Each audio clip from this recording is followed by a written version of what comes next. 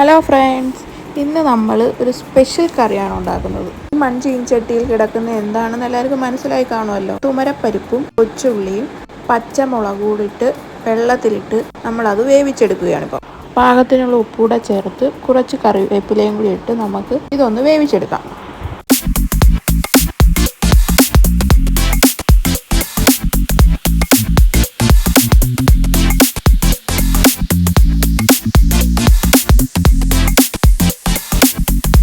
വേവിക്കാൻ വെച്ച പരിപ്പ് ഒരുവിധമൊക്കെ ഒന്ന് റെഡിയായി വന്നിട്ടുണ്ട്. ഇനി നമുക്കിതിന് വേണ്ടുന്ന തേങ്ങ തിരുമ്മിയത് വറുത്തെടുക്കുക.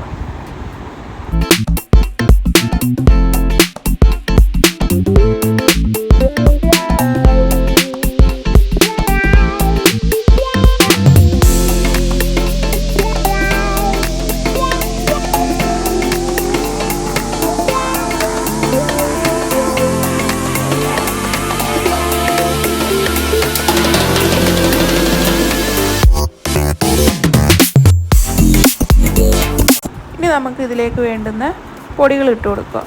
മുളക് പൊടി, മഞ്ഞൾപ്പൊടി, മല്ലിപ്പൊടി ഇത്രയോടെ ഇട്ട് തേങ്ങ വറുത്തതെല്ലാം അവിടെ ഇട്ട് ഒന്നുകൂടെ ഒന്ന് മിക്സ് ചെയ്ത് ആ പച്ച മണം മാറുന്നിടം വരെ ഒന്നുകൂടെ ഒന്ന് വറുത്തെടുക്കുക.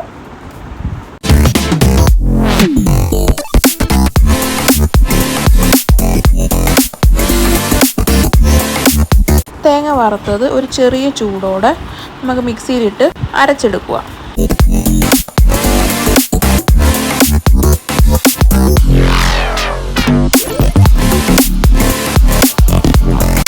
അങ്ങനെ നമ്മുടെ പരിപ്പൊക്കെ നല്ലതുപോലെ വെന്ത് കഴിഞ്ഞിരിക്കുന്നു.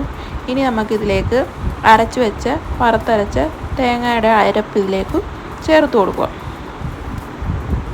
ഇതിലേക്ക് നമ്മൾ കുറച്ച് പുളി വെള്ളത്തിലിട്ടിട്ടുണ്ടായിരുന്നു. ആ പുളിയൂടെ പിഴിഞ്ഞ് പുളിവെള്ളമോടൊഴിച്ച് അരപ്പ് കഴുകിയ വെള്ളവും കൂടി ഒഴിച്ച് നല്ലതുപോലെ ഇളക്കി കൊടുക്കുക. പാകത്തിന് ഉപ്പുകൂടി ഇടുക.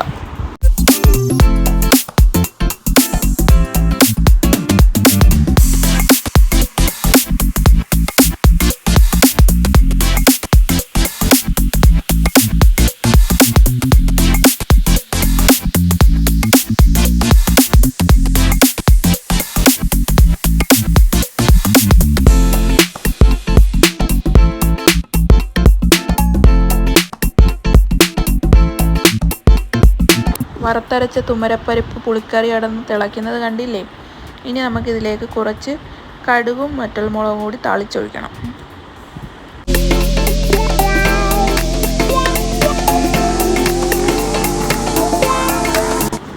അല്പം എണ്ണയിലേക്ക് കുറച്ച് കടുക് കൂടി ഇട്ട് പൊട്ടിച്ച് അതിലേക്ക് വറ്റൽമുളകും കൊച്ചുള്ളിയും കറിവേപ്പിലയും കൂടി ഇട്ട് എണ്ണയിലിട്ട് താളിച്ചെടുക്കുക.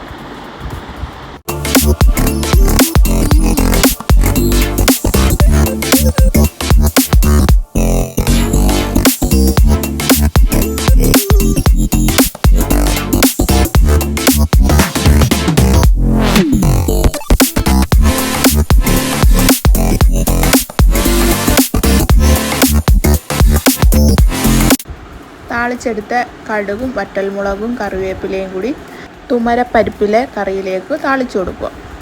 എന്നിട്ട് ഒന്നുകൂടെ ഒന്ന് അടുപ്പത്ത് വെച്ച് ലോ ഫ്ലെയിമിലിട്ട് ഒന്നുകൂടെ ഒന്ന് തിളപ്പിച്ചെടുക്കുമ്പോഴത്തേക്ക് നമ്മുടെ വറുത്തരച്ച തുമരപ്പരിപ്പ് പുളിക്കറി റെഡിയായിരിക്കുന്നു. അപ്പോൾ എല്ലാവരും ഇതൊന്ന് വീട്ടിലൊന്ന് ട്രൈ ചെയ്യണേ. അതുപോലെ ഞങ്ങളുടെ ചാനൽ സബ്സ്ക്രൈബ് ചെയ്ത് ലൈക്കും കമൻറ്റും ചെയ്യണം. ബൈ.